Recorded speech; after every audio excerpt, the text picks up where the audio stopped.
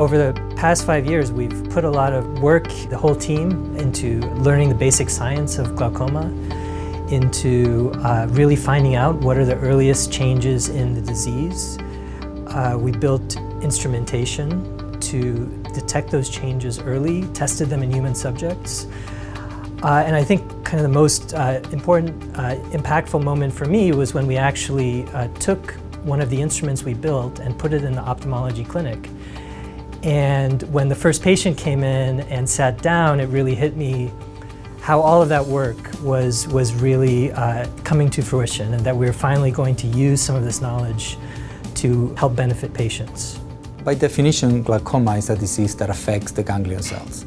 And being able to monitor individual ganglion cells will be the ultimate goal as a biomarker. So for example, if you were testing a drug or even monitoring the progression of the disease so that you could very finely tune the treatment to each individual patient, and so frequently and so quickly that you could prevent the loss of individual ganglion cells, you would ultimately be preserving vision. Retinal ganglion cells are the neurons that link the eye to the brain.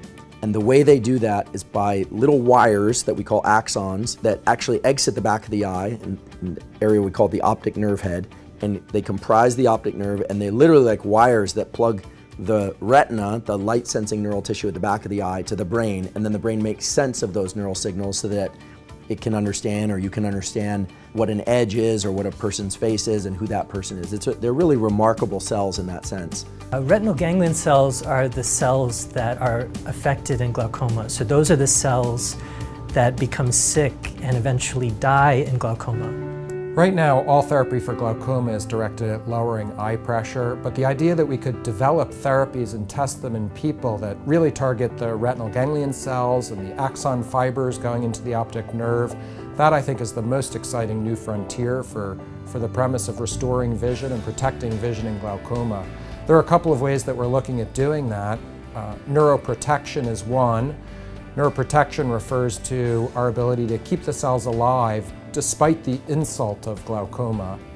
Neuroenhancement is also very exciting. There's the idea that we could give the cells a booster shot and take sick cells that weren't functioning for a patient's vision and make them more functional again, and maybe make the patient see better in an acute or short time frame. Without the Glaucoma Research Foundation seeding this collaborative effort, I don't see where the two neuroscientists and the two optical engineers would have come together to tackle this problem. It's been enormously fun watching over these last few years the progress that we're making in the laboratory translate into progress that we're making on the engineering side and moving that right into human testing. I don't think any of that would have come to be without the seeding from the Catalyst for a Cure program. You know, about 10, 15 years ago, there was very little understanding about the sequence of degenerative events leading to glaucoma. The first CFC group really beautifully defined what the sequence of events is. Then when the second CFC group came in, Jeff, Alf, Vivek, and I, we took it upon ourselves to try and take that information and apply it to understanding what are the best biomarkers, what are those gonna be, what would they look like, and then to define and actually work with those biomarkers, and that's what we've done. In the preceding years, we made enormous progress identifying what should we be trying to measure in glaucoma to provide new biomarkers for this disease. This past year has been very exciting because we've moved a number of these new biomarkers into human testing. And in a series of human clinical trials, we're now testing some of the new adaptive optics imaging modalities, some of the new OCT-based modalities. We're also testing a new kind of visual field test where we're actually measuring the signals that go from the eye to the brain in glaucoma patients. Any or all of these, we think, will give us great new insight into the disease, into whether patients are progressing, and in particular, into whether they're responding to new candidate therapies that we're beginning to test in our patients.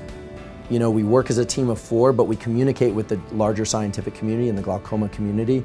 And I think that the opportunities to communicate with donors and patients and various arms of the research and clinical communities has really brought together a new avenue. It's like there's a new highway from the problem to the solution. And the field of glaucoma research, I think, has advanced tremendously in no small part due to the support of the Glaucoma Research Foundation. I think that's absolutely clear.